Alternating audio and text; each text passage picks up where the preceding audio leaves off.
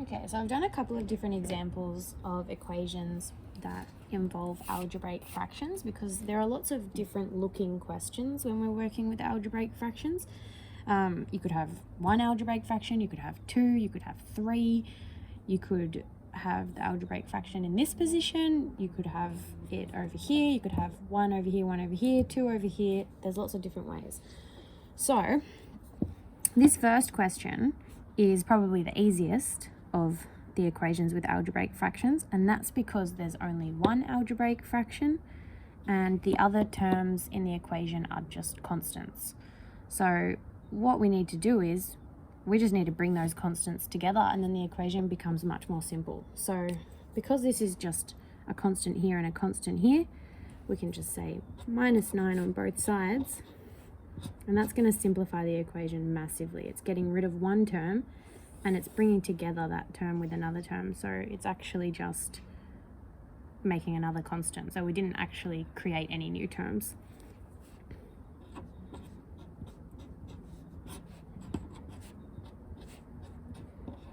So there you go. We've still got one constant here, but we got rid of one over here. So now it just looks like a simple two-step equation. We just need to get rid of the denominator, so that's a division by 4. So we just need to multiply by 4. And then we're left with x plus 11 equals -48.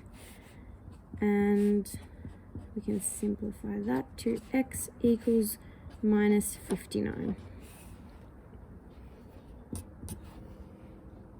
That's our solution. And that's altogether pretty easy to solve, really. It's just a 3-step equation. There's no real weird stuff going on with the fraction. This one, however, is a little bit more complicated. So in this case, we've got two fractions. We've got a denominator of 3 and a denominator of 5 that we need to get rid of. So we're going to need to multiply by 3 and we're going to need to multiply by 5. But if we're multiplying anything by anything, we have to do it to every single term on the left-hand side and every single thing on the right-hand side. So if I'm multiplying by 3, over here, I'm multiplying this numerator by 3. I'm also multiplying this numerator by 3, even though it's on the left-hand side as well. Because if I only multiply one part of the left-hand side by 3, then I'm not multiplying the left-hand side by 3. I'm multiplying part of the left-hand side by 3.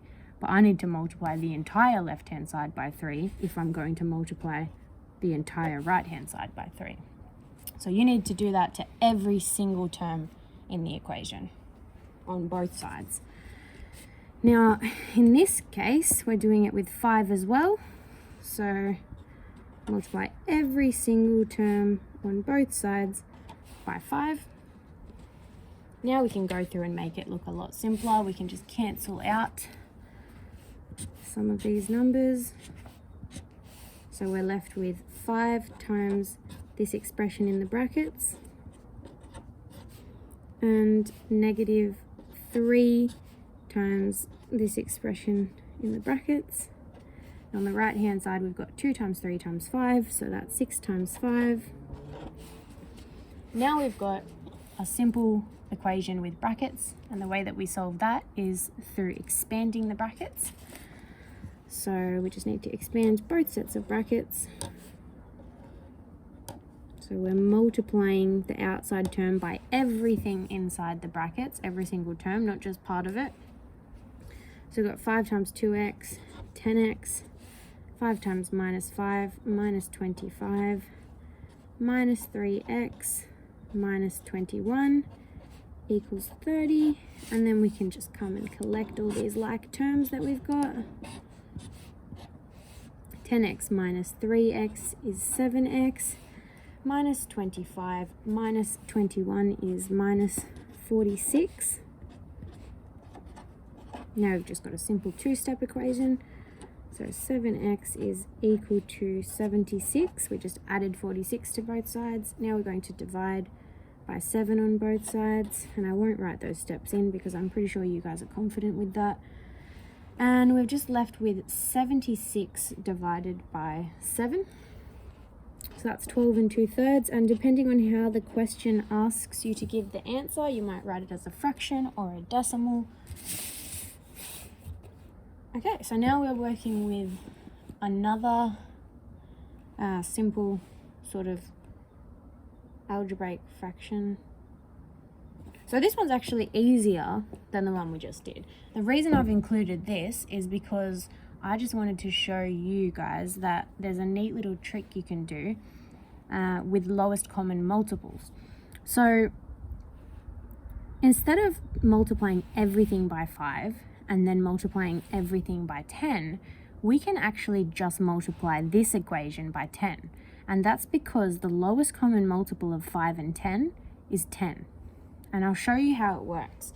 If I were to multiply everything by 10, multiply that by 10, multiply that by 10, and instead of writing multiplied by 10 here, I'm going to write multiplied by 5 and then multiplied by 2.